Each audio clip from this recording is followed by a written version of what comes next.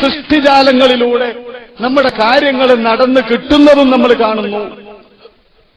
ഉമ്മായിൽ നിന്നാണ് ചെറുപ്പത്തിൽ സംരക്ഷണം കിട്ടിയത്. ആ ജോലിയിലൂടെ കാര്യങ്ങൾ നടക്കുന്നു. വിശക്കുമ്പോഴത്തേക്ക് ഭക്ഷണം കഴിക്കുന്നു, ദാഹിക്കുമ്പോഴത്തേക്ക് വെള്ളം കുടിക്കുന്നു, രോഗം വരുമ്പോഴത്തേക്ക് മരുന്ന് കഴിക്കുന്നു, എന്തെങ്കിലും ആവശ്യമുണ്ടാകുമ്പോ, പണത്തിന്റെ ആവശ്യമുണ്ടാകുമ്പോ സുഹൃത്തുക്കളോട് ചെന്ന് ചോദിക്കുന്നു, രോഗം വരുമ്പോ ഡോക്ടറുടെ അടുത്ത് ചെന്ന് രോഗത്തിന്റെ കാര്യങ്ങൾ പറയുന്നു. ഇങ്ങനെ നമ്മൾ അല്ലാഹുവും നമുക്കുമിടയില് സൃഷ്ടിജാലങ്ങൾ കടന്നു വരുന്നു. പ്രിയപ്പെട്ടവർ, ഈ സൃഷ്ടിജാലങ്ങളെ എങ്ങനെ മനസ്സിലാക്കണം, അവരോടെങ്ങനെയാണ് നാം ബന്ധം സ്ഥാപിക്കേണ്ടത് എന്ന് പഠിപ്പിക്കുന്ന ആശയത്തിന്റെ അതിന്റെ ആകത്തുകയാണ് ലാ ഇലാഹ ഇല്ലല്ലാഹ് എന്ന ഈ കലിമ നമ്മെ പഠിപ്പിക്കുന്നത്. പ്രിയപ്പെട്ടവരെ, നമ്മളത് പഠിച്ചില്ല, നമ്മളതിലേക്ക് ചിന്തിച്ചില്ല. നമ്മൾ ഖുർആനിൽ പലതും കണ്ടു, നമ്മുടെ ജീവിതത്തിൽ പല വ്യത്യാസങ്ങളും കണ്ടു, നമ്മുടെ ആദർശങ്ങളിൽ പല വ്യത്യാസങ്ങളും കണ്ടു. അപ്പൊ നമ്മളതിനെ ചോദ്യം ചെയ്യാൻ തുടങ്ങി. ഇതാണ് സംഭവിച്ചത് കൂട്ടരെ. ഇവിടെ ഉലൂഹിയത്തിന്റെ പാഠങ്ങള് ആരാണ് ഇവിടെ ഇലാഹായി കൊണ്ട് വാദിക്കുന്നത്? ലാ ഇലാഹ ഇല്ലല്ലാഹ്, അല്ലാഹു ഒഴികെ മറ്റൊരു ഇലാഹില്ല എന്ന് പറയുമ്പോ ആരാണ് ഇവിടുത്തെ മറ്റൊരു ഇലാഹ്? അത് ചിന്തിക്കണ്ടേ പ്രിയപ്പെട്ടവരെ? അതിലേക്കല്ലേ നമ്മുടെ മനസ്സ് വ്യതിചലിച്ചു പോകുന്നതിൽ നമ്മൾ പേടിക്കേണ്ടത്. എന്ത് ഇബാദത്ത് ചെയ്യുമ്പോഴും, എന്ത് പറയുമ്പോഴും, അല്ലാഹുവിനെ സിക്ർ ചെയ്യുമ്പോഴും ലാ ശരീക ലഹു, ലാ ശരീക ലഹു, അവന് പങ്കുകാരില്ല, അവന് പങ്കുകാരില്ല. പങ്കുകാരുണ്ടെന്ന് മനസ്സിലാക്കി പോകരുത്. ഇങ്ങനെ തൊടുമ്പോഴത്തേക്ക്, ഒരു ചെറിയ അശ്രദ്ധ വരുമ്പോഴത്തേക്ക് അല്ലാഹുവിൽ പങ്കു ചേർക്കുന്ന ഈ ഇലാഹികൾ ആരാണ് പ്രിയപ്പെട്ടവരെ? ഇവിടുത്തെ മുസ്ലിമീങ്ങൾ ആരാധിക്കുന്ന ബിംബങ്ങളാണോ?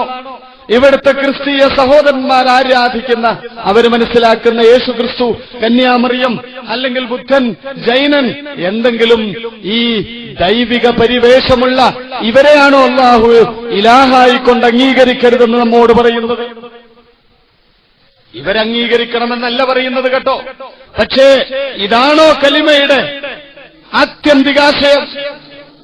ഒരിക്കലുമല്ല പ്രിയപ്പെട്ടവരെ. ഈ കലിമയുടെ ആശയം അല്ലാഹു സുബ്ഹാനഹു വ തആല പണ്ടേക്ക് പണ്ട് അല്ലാഹു അത് സാക്ഷ്യം വഹിച്ചിട്ടുണ്ടെന്ന് പരിശുദ്ധ ഖുർആനിൽ അല്ലാഹു നമ്മളെ ഉണർത്തുന്നു. ഷഹിദല്ലാഹു അന്നഹു ലാ ഇലാഹ ഇല്ലല്ലാഹ്, അല്ലാഹു സാക്ഷ്യം വഹിച്ചിരിക്കുന്നു. എന്ത്? ലാ ഇലാഹ ഇല്ലല്ലാഹ്, ലാ ഇലാഹ ഇല്ലാഹു, അവൻ മാത്രമാണ് ഇലാഹ് എന്ന വിഷയത്തില് അല്ലാഹു സാക്ഷ്യം വഹിച്ചിരിക്കുന്നു. ഷഹിദല്ലാഹു അന്നഹു ലാ ഇലാഹ ഇല്ലാഹു. ണമല്ലോ, കാരണം സൃഷ്ടികളില്ലാത്ത ലോകത്ത് അല്ലാഹു സാക്ഷ്യം വഹിച്ചു. പിന്നീട് നമ്മളും സാക്ഷ്യം വഹിക്കാൻ തുടങ്ങി. അർശിൽ കണ്ടതും ലാ ഇലാഹ ഇല്ലല്ലാഹയാണെന്ന് പ്രവാചകർ സല്ലല്ലാഹു അലൈഹി വസല്ലമ പറയുന്നു. അപ്പൊ നമ്മുടെ സൃഷ്ടിപ്പിന്റെ തുടക്കം മുതൽ ഉലൂഹിയത്തിന്റെ പങ്ങള് നമ്മോട് ബന്ധപ്പെട്ടു. പിന്നെ എന്താണ് മഹാനവറുകൾ അർത്ഥം വെച്ചത്? എന്താ? മാറ്റത്തിരുത്തലുകൾക്ക് സാധ്യതയില്ലാത്ത കലിമ ലാ ഇലാഹ ഇല്ലല്ലാഹ് ആദം ശഫീഉല്ലാഹ്, ലാ ഇലാഹ ഇല്ലല്ലാഹ് മൂസ കലീമുല്ലാഹ്, ലാ ഇലാഹ ഇല്ലല്ലാഹ് ഇദ്രീസു, ലാ ഇലാഹ ഇല്ലല്ലാഹ് ഇബ്രാഹിമു ഖലീലുല്ലാഹ്, ലാ ഇലാഹ ഇല്ലല്ലാഹ് ഇസ്മാഈലു ദബീഹുല്ലാഹ്. ഇങ്ങനെ ഓരോ നബിമാർക്കും രണ്ടാമത്തെ കലിമയിൽ മാറ്റങ്ങളുണ്ടെങ്കിലും ഒന്നാമത്തെ കലിമയിൽ മാറ്റമുണ്ടായിരുന്നില്ല. ലാ ഇലാഹ ഇല്ലല്ലാഹ്, ലാ ഇലാഹ ഇല്ലല്ലാഹ്. അവസാനം ലാ ഇലാഹ ഇല്ലല്ലാഹ് മുഹമ്മദുർ റസൂലുള്ളാഹ് ആരാധന തുടങ്ങിയത്. അപ്പൊ ഈ ബിംബങ്ങളാണ് ഉലൂഹിയത്തിന്റെ വാദത്തിന്റെ എതിർകക്ഷികളെങ്കിൽ ഘട്ടത്തിൽ ഒരുപാട് നബിമാരും അതുപോലെ ആദം നബി അലൈഹിസ്സലാം വരെ സാക്ഷ്യം വഹിക്കുന്ന സന്ദർഭത്തിൽ ഉലൂഹിയത്തിന്റെ വാദവുമായി എതിർപക്ഷത്തുണ്ടായിരുന്നത് ആരാണെന്ന് മനസ്സിലാക്കണം പ്രിയപ്പെട്ടവരെ. മറ്റാരുമല്ല, സൃഷ്ടികൾ തന്നെയാണ് ഇവിടെ ഉലൂഹിയത്തിന്റെ വാദവുമായി മുന്നോട്ട് വരുന്നത്. ഈ ബിംബങ്ങളൊക്കെ തീർച്ചയായും ആ വാദവുമായി. പക്ഷേ ഒരു മുസ്ലിമും ആ ബിംബത്തിന്റെ മുന്നിക്കുന്ന പരിപാടി ഒരു മുസൽമാൻ ഉണ്ടാവില്ല. നാമമാത്ര മുസൽമാൻ, ഗാനേശുമാരി മുസൽമാൻ, നമസ്കരിക്കാത്ത മുസൽമാനാണെങ്കിൽ പോലും അവൻ ഒരു ബിംബത്തിന്റെ മുന്നിൽ പോയി ആരാധിക്കുന്ന പരിപാടിയില്ല. പിന്നെ എന്താണ് ലാ ഇലാഹ ഇല്ലല്ലാഹ്? പ്രിയപ്പെട്ടവരെ, അല്ലാഹുവിന്റെ ഗുണങ്ങള്, അല്ലാഹുവിന്റെ ദാത്തിയായ ഗുണങ്ങള് മഖ്ലൂക്ക് സൃഷ്ടികളിലൂടെ വെളിവായ ഗുണങ്ങൾ ഇങ്ങനെ പ്രത്യക്ഷപ്പെടുമ്പോ സൃഷ്ടിയിലേക്ക് മനസ്സ് തിരിയരുത്. ആ സൃഷ്ടിയിലൂടെ സൃഷ്ടാവിലേക്ക് തിരിയണമെന്ന് പഠിപ്പിക്കുന്ന ഉത്തമാശയമാണ് ലാ ഇലാഹ ഇല്ലല്ലാഹ്. ഇവിടെയാണ് നമുക്ക് തെറ്റുപറ്റിയത്. അല്ലാഹുവിന്റെ ഗുണങ്ങള്, ആ ഗുണങ്ങളുടെ ഒരു വെളിച്ചം സൃഷ്ടികളിലൂടെ വെളിവാകുമ്പോ അത് സൃഷ്ടിയുടേതാണെന്ന് മനസ്സിലാക്കുന്ന സ്വഭാവം നമുക്ക് വന്നപ്പോഴാണ് നമ്മളത് ഓവറാണത്, ശിർക്കാണ്, അത്രത്തോളം കഴിയുമെന്ന് പറയൽ അല്ലാഹു അതിന് നൽകിയിട്ടില്ല. ഒരു സൃഷ്ടിയിലും ഗുണങ്ങൾ നിക്ഷിപ്തമല്ല. നാം മനസ്സിലാക്കുന്നത് പോലെ സൃഷ്ടികളിൽ ഗുണങ്ങൾ അല്ലാഹു നിക്ഷേപിച്ചു കഴിഞ്ഞു. അത് അവനിലുണ്ട്, അവനിൽ നിക്ഷിപ്തമാണെന്ന് മനസ്സിലാക്കുന്നത് വരെ തൗഹീദിന് തെറ്റാണെന്ന് പഠിക്കണം പ്രിയപ്പെട്ടവരെ. അപ്പോഴാണ് നമുക്ക് ഉലൂഹിയത്തിന്റെ പാഠങ്ങൾ ബോധ്യപ്പെടുക. നമ്മൾ ഖുവ്വത്തിന്റെ ശക്തിയും ഈ ധാരണയാണ് നമുക്ക് ഉലൂഹിയത്തിന് അവരിൽ ഉള്ളതാണ്.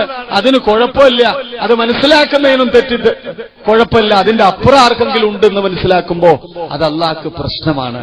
അതാണ് ശിർക്ക്, അതാണ് തെറ്റ് എന്നാണ് നാം പഠിക്കുന്നതെങ്കിൽ ബാങ്കിന്റെ വിളിയാളം കേട്ടപ്പോ എന്തേ പ്രിയപ്പെട്ടവരെ നിങ്ങൾക്ക് ഖുവ്വത്തില്ല, നിങ്ങൾക്ക് ശക്തിയില്ല എന്ന് നിങ്ങൾ പറഞ്ഞത്? ലാ ഹൗല വലാ ഖുവ്വത, അല്പം പോലുമില്ല. ലാ ഹൗല വലാ ഖുവ്വത ഇല്ല, ഖുവ്വത്തുമില്ല ഇല്ലാ ബില്ലാഹ്. അല്ലാഹനെ കൊണ്ടല്ലാതെ നമസ്കാരത്തിലേക്ക് പോകാൻ വേണ്ടി നിന്നെ കൊണ്ട് നീ നൽകണം, നീ ഖുവ്വത്ത് നൽകണം, എന്നെ പള്ളിയിലേക്ക് കൊണ്ടുപോകണം, എന്നെ കൊണ്ട് നമസ്കാരം നിർവഹിപ്പിക്കണം തമ്പുരാനെ എന്ന് പറയേണ്ടി വരുന്നത് എന്തുകൊണ്ട് പ്രിയപ്പെട്ടവരെ? നമുക്ക് അല്ലാഹു നൽകി കഴിഞ്ഞതല്ലേ? ഇല്ല, അല്ലാഹു നൽകി കഴിഞ്ഞിട്ടില്ല. ഇത് തന്നെ എത്രയോ പുതിയ സംഘടനകളുടെ ആശയക്കാരുടെ സുഹൃത്തുക്കളോട് സംസാരിക്കുമ്പോൾ അവര് കർശനമായി പറയുന്നു ഖുവ്വത്ത് അല്ലാഹു നൽകി കഴിഞ്ഞു. എന്നാൽ അല്ലാഹു ഖുവ്വത്ത് നൽകി കഴിഞ്ഞു എന്ന് മനസ്സിലാക്കിയാൽ എന്റെ പ്രിയപ്പെട്ടവരെ ഉള്ളത്, ഇപ്പോ ലോകത്ത് കോടിക്കണക്കിന് സൃഷ്ടിജാലങ്ങളുണ്ട്. മനുഷ്യരെക്കാൾ ശക്തരായ ജീവജാലങ്ങൾക്ക് വൃക്ഷങ്ങളുടെ കുവ്വത്ത്, സസ്യങ്ങൾക്ക് സസ്യങ്ങളുടെ കുവ്വത്ത്, സമുദ്രത്തിന് സമുദ്രത്തിന്റെ കുവ്വത്ത്, ജീവികൾക്ക് ജീവികൾക്കനുസരിച്ച് കുവ്വത്ത്, സൃഷ്ടിജാലങ്ങൾക്ക് മൊത്തത്തിൽ അല്ലാഹു കുവ്വത്ത് നൽകി.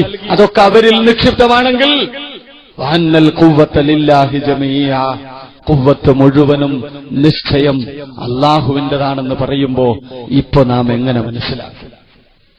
ഇത് പഠിക്കണ്ടേ പ്രിയപ്പെട്ടവരെ? ഉലൂഹിയത്തിന്റെ പാഠത്തിന്റെ ആവശ്യകത വരുന്നത് ഇത്തരം ഘട്ടങ്ങളിലാണ്. അല്ലാഹു സുബ്ഹാനഹു വ തആലയുടെ ഖുവ്വത്ത് അല്പാൽപമായി നമ്മിലൊക്കെ നിക്ഷിപ്തമായോ?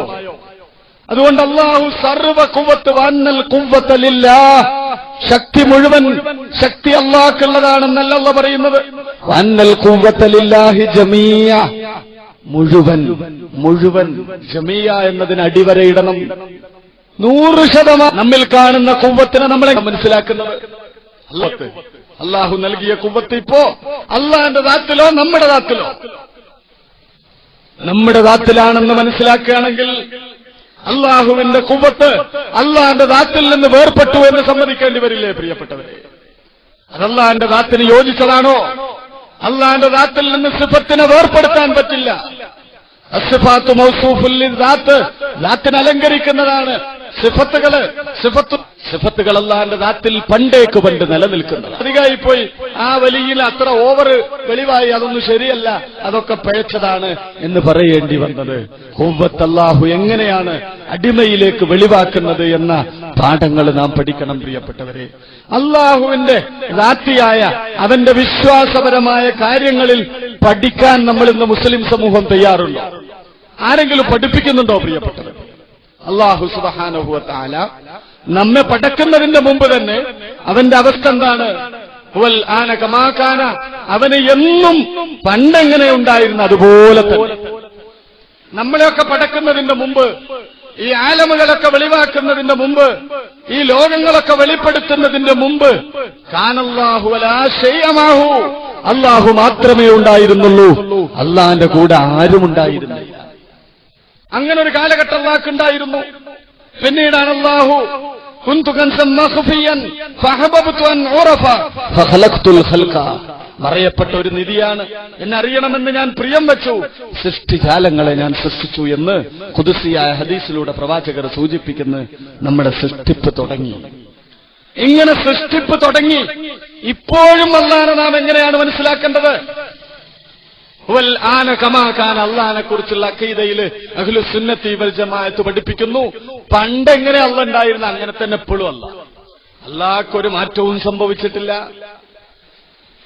അപ്പൊ വന്നൽ ഖുവ്വത്തലില്ലാഹി ജമീഅ, ഖുവ്വത്ത് മുഴുവനും അള്ളാഹ്ക്കുള്ളതാണെന്ന് മനസ്സിലാക്കുമ്പോ നമ്മളെയൊക്കെ സൃഷ്ടിക്കുന്നതിന്റെ മുമ്പ് അള്ളാഹുവിന്റെ ദാത്തിൽ അവന്റെ ഖുവ്വത്ത് എങ്ങനെയാണോ നിലനിന്നിരുന്നത്, ഇപ്പൊ എന്ത് മാറ്റമാണ് സംഭവിച്ചത്? വല്ല മാറ്റവും സംഭവിച്ചു എന്ന് വിശ്വസിക്കുമ്പോ അഖീദക്ക് എങ്ങനെ തകരാറ് വരും? മാറ്റം സംഭവിച്ചിട്ടില്ല എന്ന് മനസ്സിലാക്കുമ്പോ എങ്ങനെ സൃഷ്ടിയെ മനസ്സിലാക്കണം? ഇതൊക്കെ കലിമയുടെ പാഠങ്ങളാണ് കൂട്ടരെ.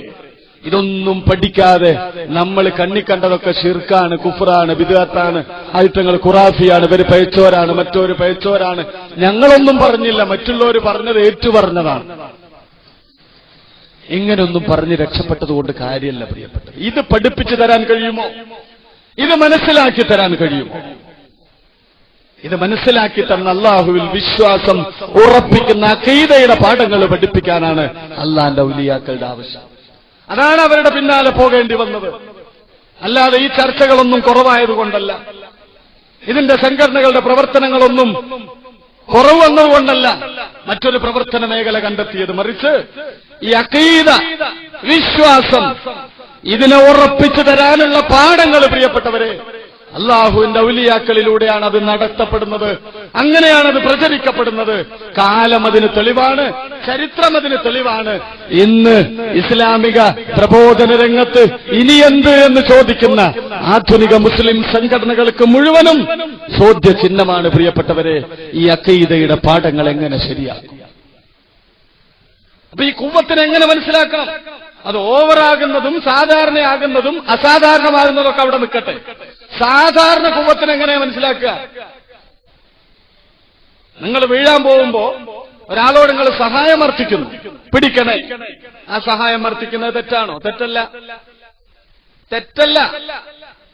ഇനി അദ്ദേഹം സഹായം നിങ്ങൾക്ക് ചെയ്തു തരുമ്പോ അദ്ദേഹത്തിന് നൽകിയ ഖുവ്വത്ത് കൊണ്ടല്ലേ നിങ്ങളെ സഹായിക്കുന്നത്? ഇപ്പൊ ഈ ഖുവ്വത്ത് ആരത്? എങ്ങനെ മനസ്സിലാക്കണം? ഇവിടൊക്കെയാണ് ശിർക്ക് കിടക്കുന്നത്. നമ്മൾ ശിർക്ക് പോയി തരുന്നത് മക്ബറകളിൽ. യഥാർത്ഥ ശിർക്ക് അള്ളാന്റെ ദാത്ത്, സിഫാത്ത്, അഫ്ആൽ, ആസാറുകളിൽ നാം എങ്ങനെ മനസ്സിലാക്കുന്നു എന്നുള്ളതാണ്. അവിടെ ഒന്നും ശ്രദ്ധിപ്പിക്കാതെ ആ കാതലായ വിഷയങ്ങളൊക്കെ വിട്ടുകളഞ്ഞ് അള്ളാഹുവിന്റെ ഔലിയാക്കളുടെ നെഞ്ചത്ത് കയറാൻ എന്റെ പ്രിയപ്പെട്ടവരെ നാം കാണിക്കുന്ന ഈ ധാർഷ്ട്യം, ഇത് നമുക്ക് ആപത്താണ്. ഈ സമുദായത്തിന്റെ അധപ്പതനത്തിനെ ഇത് ഉപകരിക്കുള്ളൂ. ആരെയും കുറ്റം പറഞ്ഞുകൊണ്ട്, ആരെയും അടിച്ചമർത്തിക്കൊണ്ടല്ല അള്ളാന്റെ ഔലിയാക്കളുടെ പ്രവർത്തനം മുന്നോട്ട് പോകുന്നത്. മറിച്ച് ആർക്കെങ്കിലും ആവശ്യമുണ്ടോ, ഉണ്ടെങ്കിൽ സ്വീകരിക്കാം എന്ന ഒരു പദ്ധതി മാത്രമേ ഉള്ളൂ. ഇതെന്തുകൊണ്ട്? നമുക്ക് വന്ന ഈ നഷ്ടം പരിഹരിച്ചിട്ടില്ലെങ്കിൽ നമ്മുടെ മരണം പരാജയപ്പെട്ടു പോകും പ്രിയപ്പെട്ടവരെ. നമ്മുടെ ഖബറ് പരാജയപ്പെട്ടു പോകും. അതുകൊണ്ടാണ് ഈ സംഘടനകളുടെ പ്രവർത്തനങ്ങളിലൊക്കെ മറികടന്നുകൊണ്ട് ഈ തരീഖത്തിന്റെ പാഠങ്ങൾ എന്തെങ്കിലും ജനങ്ങൾക്ക് എത്തിച്ചു കൊടുക്കുന്നത്. വേണ്ടവരെടുത്തുകൊള്ളട്ടെ എന്ന് കരുതി അതിന്റെ പിന്നിൽ മറ്റുള്ളവരെ ആക്ഷേപിച്ചുകൊണ്ടോ, മറ്റുള്ളവരെ ഇകഴ്ത്തി പറഞ്ഞുകൊണ്ടോ, കുറ്റം പറഞ്ഞുകൊണ്ടോ ഉള്ള ഒരു ശൈലി ദീനിലില്ല. അങ്ങനെ ചെയ്യാറുമില്ല. പ്രത്യേകിച്ച് ഞങ്ങളുടെ മഹാന്മാർ അതിന് ഞങ്ങൾക്ക് അനുവാദം നൽകാറില്ല. ഒരു മുസ്ലിം സംഘടനയെയോ, ഒരു ഇതര സമുദായങ്ങളെയോ, ഒരു അമുസ്ലിം സംഘടനയെയോ അല്ലെങ്കിൽ ഒരു ക്രിസ്തീയ സംഘടനയോ കുറ്റം പറഞ്ഞുകൊണ്ടുള്ള ദീനീ പ്രബോധനം ഇത് ദീനല്ല. അങ്ങനെ ഒരു പരിപാടി ദീനിലില്ല.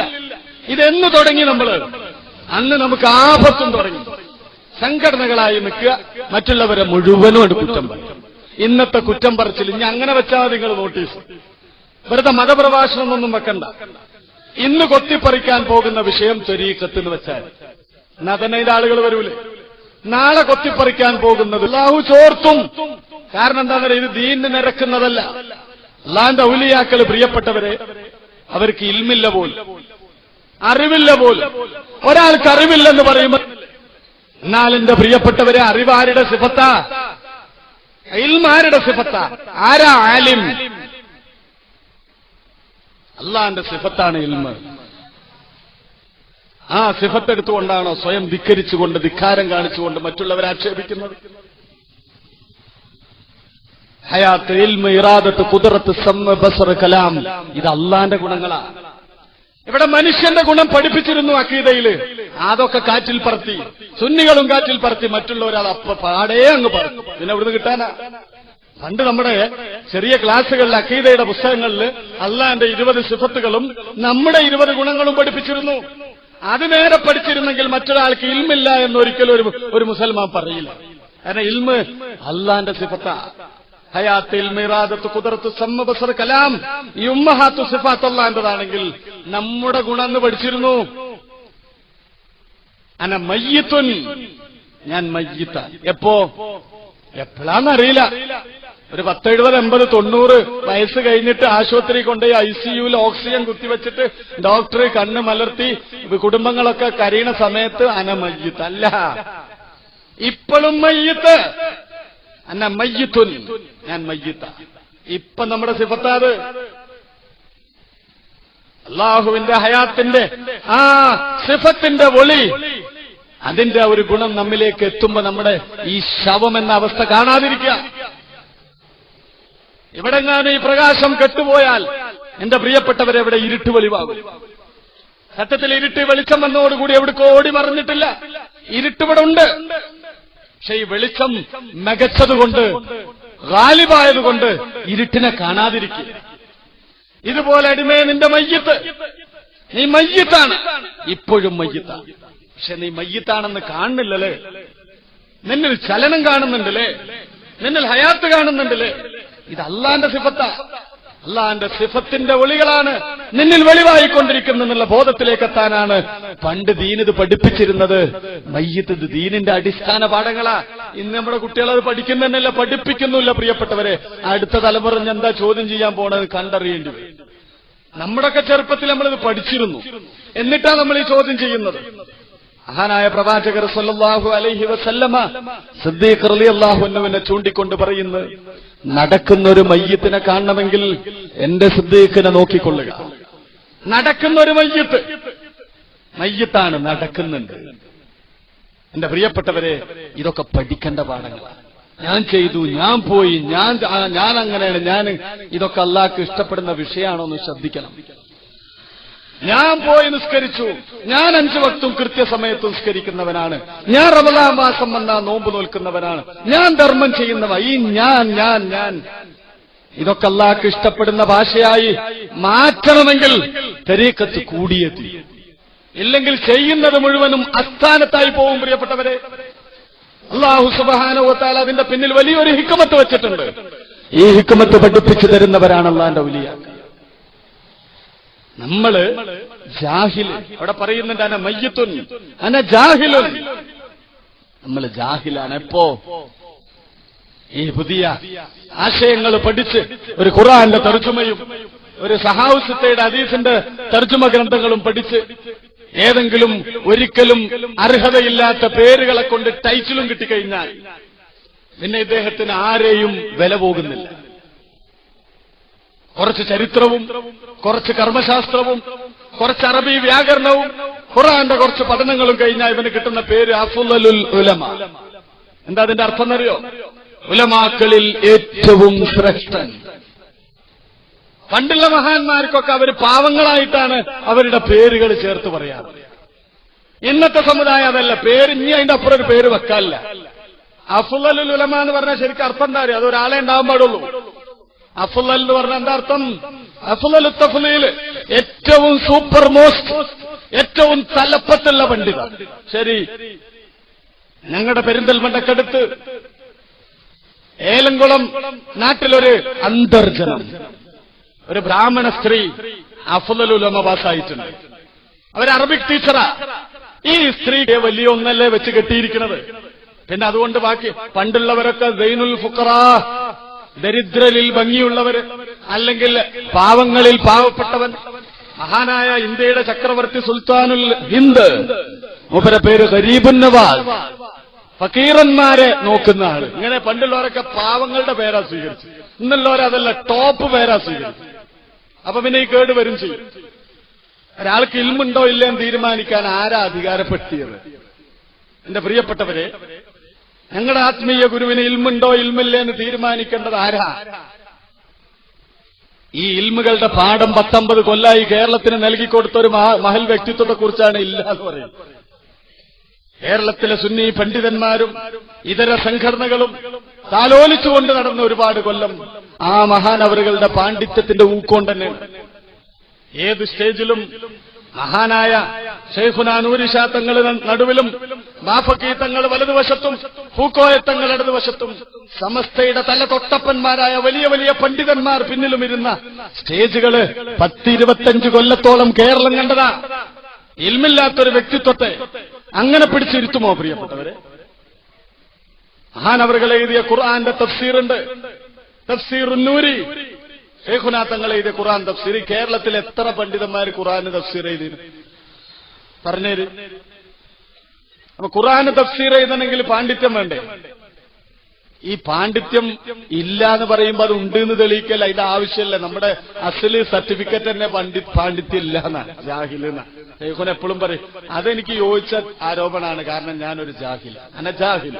എന്റെ പ്രിയപ്പെട്ടവരെ, അനജാഹിൽ എന്ന് പറയുന്നവന്റെ അടുത്തേ അല്ലാഹു ഇൽമ് എന്ന സിഫത്ത് വെളിവാക്കുള്ളൂ. അനആലിമുൻ എന്ന് പറഞ്ഞാൽ ആ സിഫത്ത് അല്ലാഹുവിന്റെ അടുത്ത് വെക്കുന്നുണ്ടോ അവന് ഇവിടുന്ന് തന്നെ ഇതിന്റെ ശിക്ഷ അനുഭവിച്ചുകൊണ്ടിരിക്കും.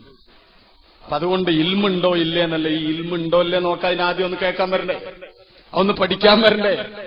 ആ മഹാനവറുകൾ പഠിപ്പിക്കുന്ന പാഠങ്ങൾ, പഠിപ്പിക്കുന്ന പാവപ്പെട്ട ഖലീഫമാര് പഠിപ്പിക്കുന്ന പാഠങ്ങളെങ്കിലും ഒന്ന് കേട്ടു നോക്കി. അപ്പോഴാ നമുക്കറിയുള്ളൂ അവർക്ക് ഇൽമുണ്ടോ ഇല്ലേ. എന്തെങ്കിലും പറഞ്ഞ് ജനങ്ങളെ തെറ്റിദ്ധരിപ്പിച്ചിട്ട് എന്ത് കിട്ടാനാ? ഈ ജനങ്ങൾക്കൊക്കെ ബോധ്യപ്പെട്ടു ഈ തരീഖത്ത് പഴച്ചതാണ്, ഇതിന്റെ ആത്മീയ ഗുരു തട്ടിപ്പുകാരനാണ്, സമ്പത്തിന്റെ. എന്നിട്ട് എന്തെങ്കിലും കിട്ടുക? നാളെ അള്ളാഹുവിന്റെ കോടതിയിൽ ഈ പറഞ്ഞ ആരോപണങ്ങൾക്കൊക്കെ അള്ളാഹു അക്കമിട്ട് മറുപടി ചോദിച്ചാൽ തരീഖത്തിന്റെ ഒരു സ്റ്റേജിൽ ഒരു പണ്ഡിതനോ ഒരു ഖലീഫയോ വന്ന് നിങ്ങളോട് അക്കമിട്ട് മറുപടി ചോദിക്കില്ല. അള്ളാഹു ചോദിച്ചാൽ എന്ത് ചെയ്യും? എന്തിനെന്റെ ഒരു അടിമയെക്കുറിച്ച് ഇങ്ങനെ പറഞ്ഞു, എന്തിനെന്റെ ഒരു അടിമയെക്കുറിച്ച് ഇങ്ങനെ ആക്ഷേപിച്ചു എന്ന് ചോദിച്ചാൽ എന്താ മറുപടി അറിയാ? ആക്ഷേപിക്കേണ്ടത് ആവശ്യമുണ്ടായിരുന്നു. അള്ളാഹു കാത്ത് രക്ഷിക്കട്ടെ പ്രിയപ്പെട്ടവരെ.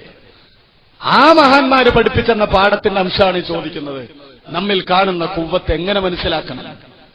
നിങ്ങളുടെ പ്രസ്ഥാനത്തിന്റെ തലപ്പത്ത് നിൽക്കുന്ന പണ്ഡിതനോട് വരെ നേരിട്ട് ചോദിച്ചിട്ടുണ്ട്. ആ മനുഷ്യനുമായി, ആ വ്യക്തിയുടെ പേര് ഞാൻ പറയുന്നില്ല, ബസ്സിൽ യാത്ര ചെയ്തുകൊണ്ടിരിക്കുമ്പോൾ ചോദിച്ച ചോദ്യമാണ്.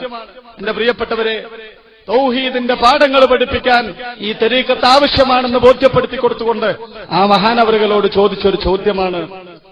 നമ്മളും കാണുന്നുണ്ട്, നമുക്ക് കാഴ്ചയുണ്ട്, നമുക്ക് കേൾവിയുണ്ട്, നമുക്ക് സംസാരശേഷിയുണ്ട്. ഈ കാഴ്ചയും കേൾവിയും സംസാരവും ഇത് അല്ലാഹുവിന്റെ ഗുണങ്ങളല്ലേ? ഇന്നഹു ഹുവസ് സമീഉൽ ബസീർ. നിശ്ചയം അവനാണ് കാണുന്നവനും കേൾക്കുന്നവനും. അപ്പൊ സമീഉം ബസീറും അല്ലയാണ്, കലീമും അല്ലയാണ്. ഈ സിഫത്തുകളിൽ ചെറു ക്ലാസ്സിൽ നമ്മൾ പഠിച്ചിരുന്നു. നമ്മുടെ ഗുണമായിക്കൊണ്ട് എന്തൊക്കെ? അന മയ്യിത്തുൻ ജാഹിലുൻ ആജിസുൻ മുൽത്തിറുൻ അസമ്മ അഅ്മ അബ്കം. കണ്ണ് പൊട്ടൻ, കാത് പൊട്ടൻ, നാ പൊട്ടൻ. ഇത് നമ്മുടെ സിഫത്താ.